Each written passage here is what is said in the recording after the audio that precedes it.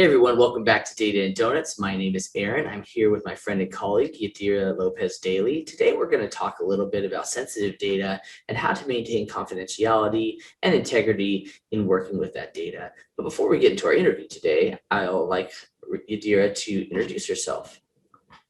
Hi, I'm Yadira Lopez-Daly. Everyone calls me Yads.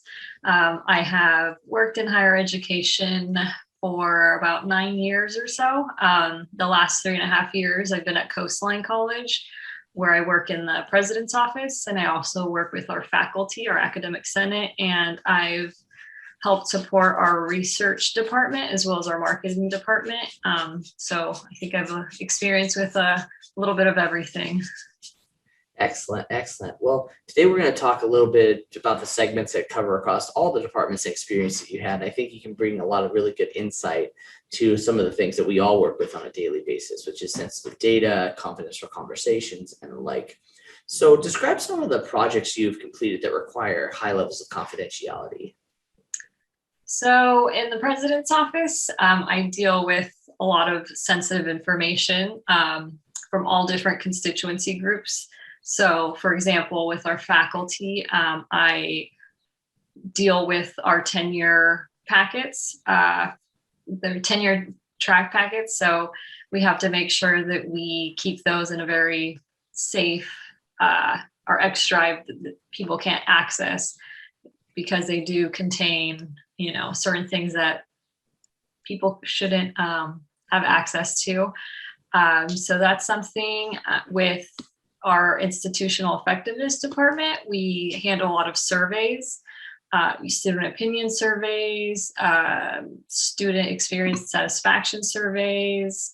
I also do our academic senate elections, which contain secret ballots that can't be accessed by anyone and are released in a confidential format. So it's just very important to keep all of that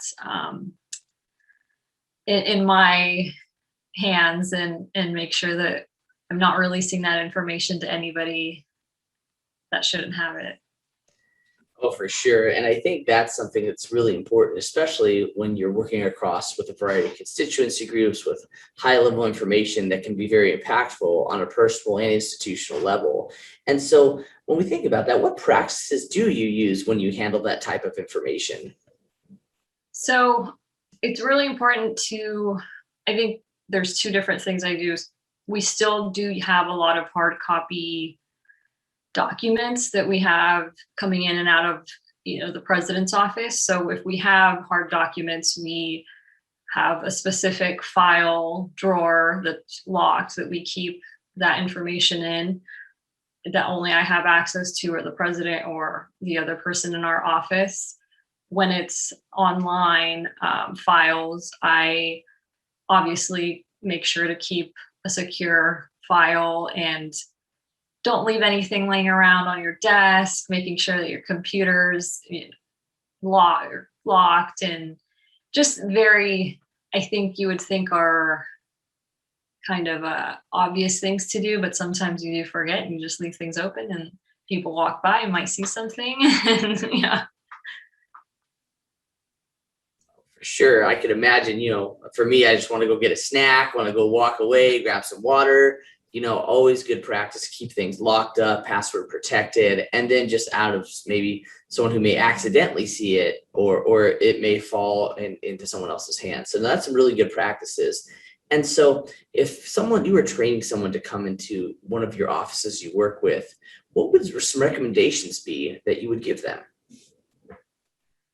Just to be sure to always keep their integrity and the office's integrity, be honest and be consistent and show that your reliable practices. I think it's so important to build trusting relationships by showing that you can properly handle confidential data. And that way people trust you and your work. I think it's, especially working in higher education and in the research department, if we present data to a certain department, they want to know that it's truthful and it's reliable and it's not just something that we made up or, we nitpicked what we wanted to share. So I think that's really important, just to make sure to keep your integrity and always think about that when you're doing your work, and not just with confidential subjects or matters, but throughout your career.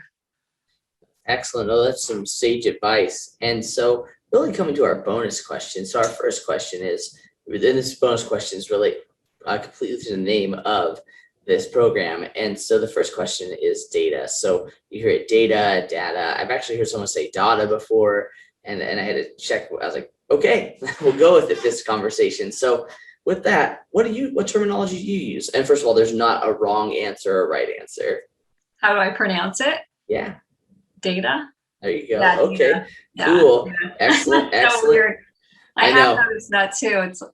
It's funny. I wonder, I mean, because I speak Spanish, I wonder if that has something with the way I pronounce it, or because I think Ryan, my husband, he's white, and he says data.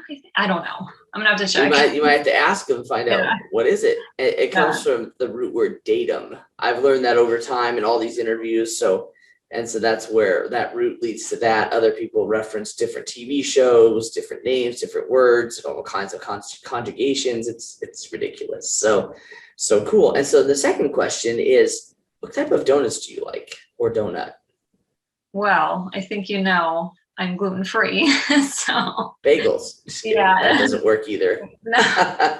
Any gluten-free donut. I mean, there's a place in Fountain Valley, actually near our work, that it's called Sensitive Sweets, and they do all sorts of gluten-free muffins and cakes and all that. So, that's exciting.